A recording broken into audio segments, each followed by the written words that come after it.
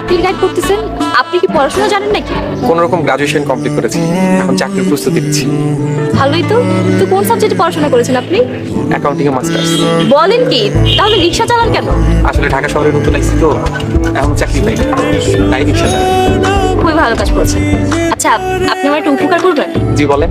আমি প্রতিদিন সকাল 10টায় ভার্সিটিতে যাই, আমাকে প্রতিদিন নিয়ে যেতে আর দিয়ে যেতে পারবেন? ঠিক আছে, তাহলে প্রতিদিন সকাল 10টায় এখানে চলে আসবেন। আর এই যে এটাই আমার বাস। আচ্ছা ওঠে।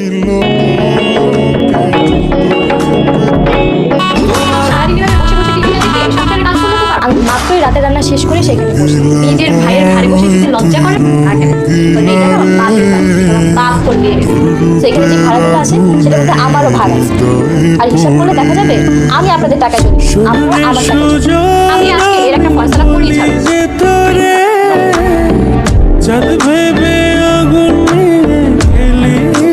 রাস্তায় অন্তর হয়ে পড়েছিল, তাই রিক্সাওয়ালা আমাকে বাসায় ফেরত দিয়ে গেছে।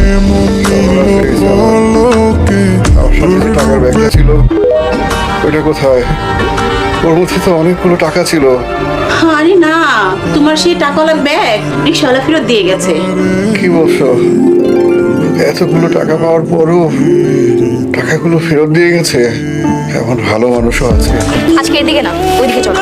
ভার্সিটি যাইবেন না? না, ভার্সিটি বন্ধ। তাইলে আমারে আসতে কইছেন কেন?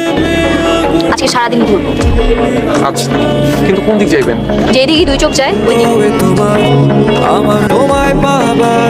সে সকাল থেকে শুধু ঘুরতেছেন আর ঘুরতেছেন। কি করবেন, কই যাইবেন কিছুই তো কইতেছেন না। কেন? আমার সাথে থাকতে কি আপনার বিরক্ত লাগছে? রিক্সা চালায় আমার ইনকাম হয়, ওই রিক্সা না চালায় আমি ইনকাম করবো কেমন? সারাদিন আপনার ইনকাম কত শুনি? কত আর 400 500।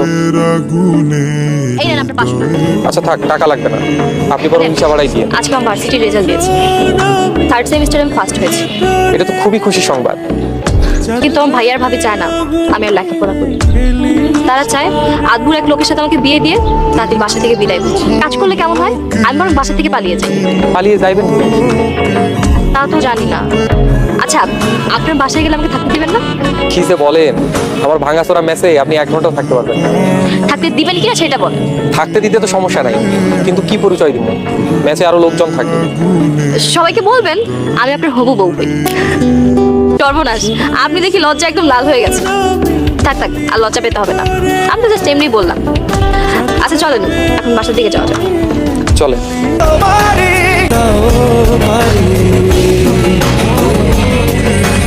এইটাই কি আপনার পছন্দের জায়গা? এই জায়গাটা একদম আমার গ্রামের মতন সুন্দর। যখন গ্রামের কথা খুব মনে পড়ে